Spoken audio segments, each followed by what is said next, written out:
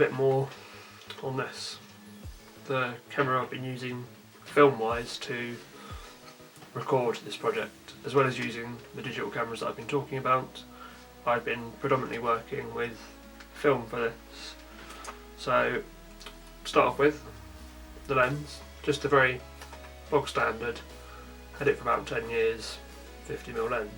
Nothing particularly special about it. It's an f 1.8, plasticky build the whole way through. It served me well for the past 10 years or so, however long as I've had this. I used to put UV filters and things on it just to protect the front element, but again, because it's now like 10 years old and I've had other lenses and other work from it, and little things about it aren't working anymore. Well, not working, but not working as efficiently as they used to. Like the motor in the manual focus, autofocus aspect has died off slowly. I've dropped it a few times, just knocked it on the floor, but nothing's broken on it. The camera, as mentioned in vlog 1, is the EOS 500N. I don't know if that's what it's meant to be called, but that's what's written on the side of it. Things about this camera that I like and don't like. Because it's an old second-hand got off of eBay camera, the side panel for like just looking down and working out your settings doesn't work. So I've got a rough idea of how many photographs I've got on this, but if I put it down for a day or two and use a different camera or don't work in photography for a bit, I forget what's in it, and then it's just guesswork to how many shots I've got out of that roll of film. So its program mode works pretty well. Picks up quite quickly. It's reasonably quick. It's got 3 main focus points, slightly to the left, slightly to the right, and in the middle. Not overly interesting in that regard.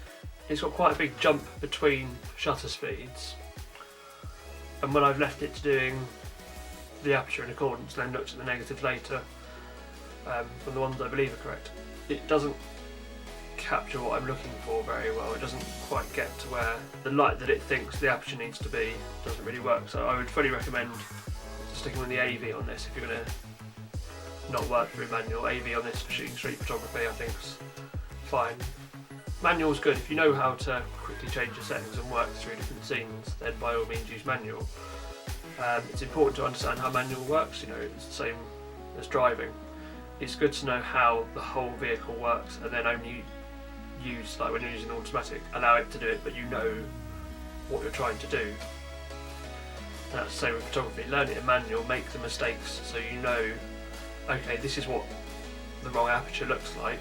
I know what to fix from there backwards, so that when you do start using the automatic functions to just speed up your process, you're not making the same misjudgments. You can see that, right, f8 isn't working, I need to knock it down, let's tell the camera to work with f6.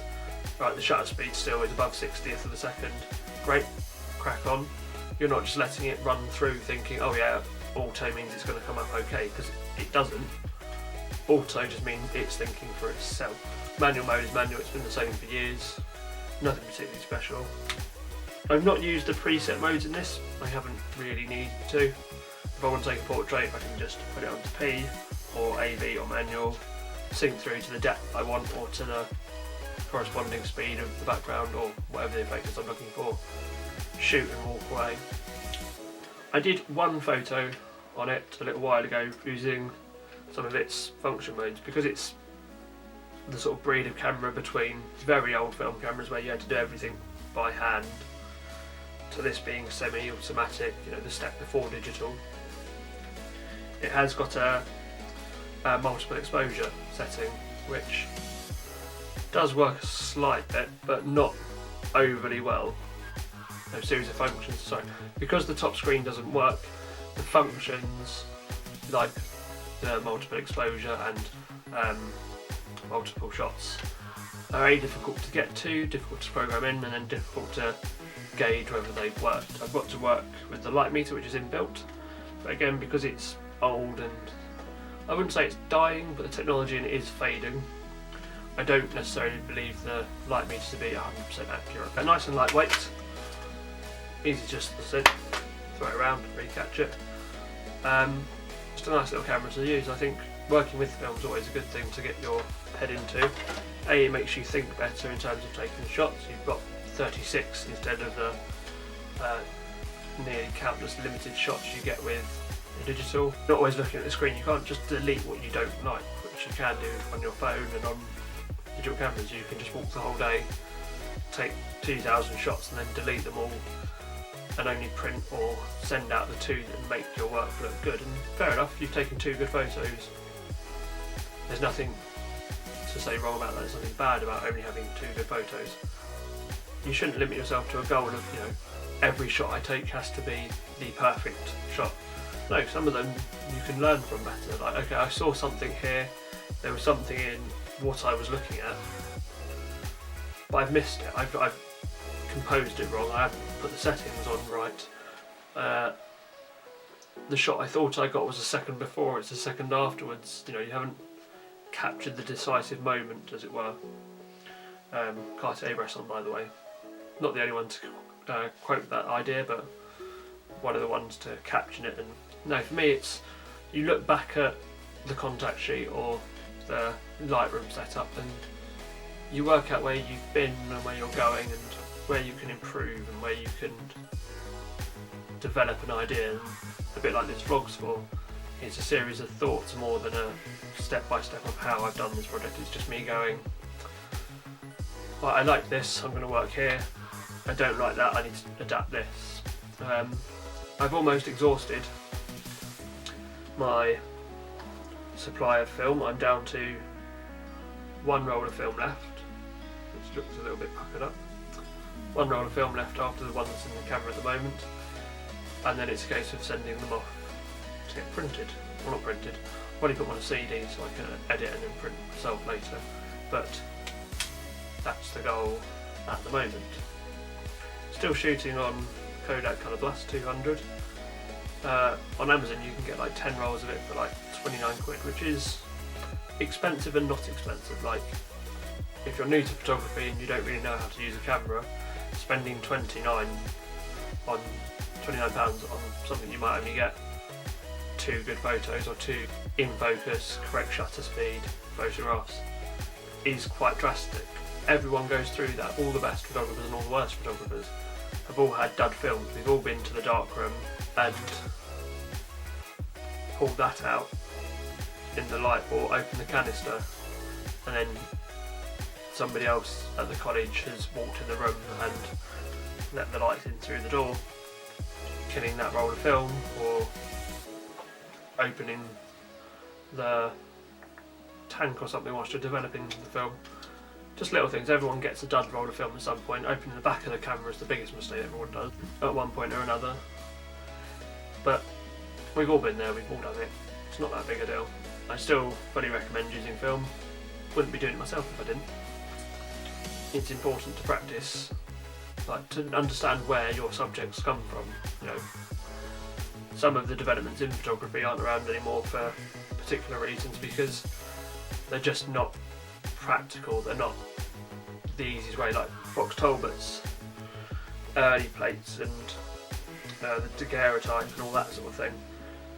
You can still do them if you want to. You can research up and look at how to do it, and then you've got tin types and ferrotypes and cyanotypes and all that lot of stuff that you can still do today. They're chemically based and tricky, but they're still doable. Digital is obviously the easiest way to catch photos, down to the fact that it's now on your phone. But I still think 35mm or even medium format still is is a popular method, but it's still a very relevant method to get you good at photography. But if all you want to use is digital, you just want to hone your skills in that, there's no shame in that. There's no shame in any form of practice or trying. Each to their own, I think. Have fun, learn, practice, play. Whilst we're talking about kit and equipment and how different photographers use different things, I think it's important, as well as to be excited about technology and how it develops and changes the field that we're in, be excited about how it changes the field that we're in and grows what we do. Do not be worried or care too much about having the best equipment or the highest end, most recent model of something. All photography is 3 things.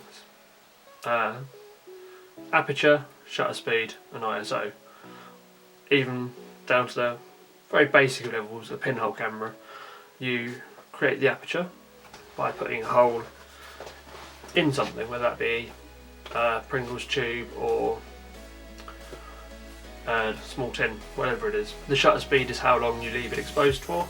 So again, using the pinhole camera, you take the tape off the front of it, leave it there for a minute and then cover it back up.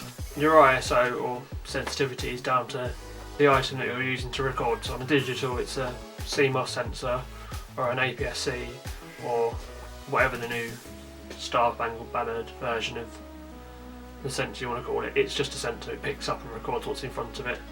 It's a slightly high-tech version of a scanner flatbed. Yeah, you program how sensitive you want into it, or in the case of film, the number that you're using is how sensitive you're recording onto. Those three things mixed in with the chemicals or the binary coding to a laptop or a computer is what creates the image from then onwards. But photography is always going to be, and always has been, shutter speed, ISO, f-stop. All cameras take photos or photos and videos nowadays, but yeah, they're designed around one purpose. If you want to build a house, you wouldn't buy a camera, you'd buy wood, bricks, mortar, and probably hire a builder. If you want to buy a camera, like, why is it you want to buy it? Do I want to be a photographer? Yes, no. Do I want it for a family holiday? Yes, no. Do I need it for an upcoming project, etc, etc? You can have a million and one reasons, and then look at what the cameras give you. So just to go over this for an example, again I'm going to use my film camera on one hand and my Canon 7D Mark II on the other. So why is this good? Why is this good? What do they do differently? Well, this one does a bit more video stuff, and I'll give it that. That's a good feature. But they both take photos. What benefits does this have? Well, being that it's film and the grandpa of the 7D, it's full frame. If you don't know what that is, it's referring again back to this stuff. Full frame would be one square of this once it's been developed. The 7D Mark II and the 7D, the 80D backwards all the way down the line are crop sensor APS-C sensors, which is that bit. So it's almost, you know, that's just the tail end for the film, but that's about as big as the APS-C sensor is. That's as big as the film sensor is. With a bigger sensor you get more detail, you get better depth of field, a wider range of ISO, I would say. You can still put the same on, but you would be able to get more out of this, and then scaling this upwards, medium format is better for that sort of thing because it's bigger. My key interests are in sports photography and street photography, so sensor size in the portrait aspect, yeah, would be nicer, gets crisper details, gathers more information because it's got a wider base to go from. But being a sports photographer, my film camera takes 2 photographs a second, and that's dependent on how quickly I can do that and it wind on. My Canon 7D Mark II takes about 10 frames a second. I bought the 7D because I wanted to shoot more sports stuff. I needed something to keep up with it. The video aspect has helped in part. It's helped me allow me to do more of this stuff, as well as working in different conditions. It's weather sealed up against the 100D, which I'm using to record right now, which isn't weather sealed. Well, it is, but it's not as good as the 7. The film camera, it's not particularly weather sealed, but it has much fewer compartments. There's less to damage in the rain, so I do feel a lot more comfier dragging that out in bad weathers because there's just not as much to get broken with poor conditions. Ideally, I'd quite like a GH5. You know, frames per second, shutter speeds. It's a great little camera, and again, it's a micro four thirds sensor. It's a tiny little thing, tiny little sensor, but then it magnifies all my lenses, or the lenses I would need to have for that camera. I don't have that. I put my money into Canon, which is fine. And also that the GH5 would improve my, well, not improve my film video stuff, but it would add extra elements. I could do a lot more slow-mo stuff. I can do a little bit with this by putting it into post and editing it, but predominantly video stuff as the GH5. Now, if all you can afford is the 100D, the 200D, or a little compact camera which allows you to video or allows you to take photos and has a zoom or that, it's better than not having it. You know, if all you've got is your phone and you want to create content and you want to create photos, use your phone. It is just as capable as doing it because it still has those three principles of shutter speed, aperture, ISO. It's limiting, and that's when that bit comes into it. Understanding what the camera is and does and working around those limitations. Okay, my camera lens is this big on my phone. I've got to fit in my information within that square. Okay, my compact camera only gives me this much information. I've got to fit everything in that square. I need to move further back, I need to move closer to it. Work with what you've got and build off the limitations of that instead of always trying to chase the next thing, because there's always something better, but just make what you want to make. And that's where this project is going. It's just working with what you have and what I have to get the project done.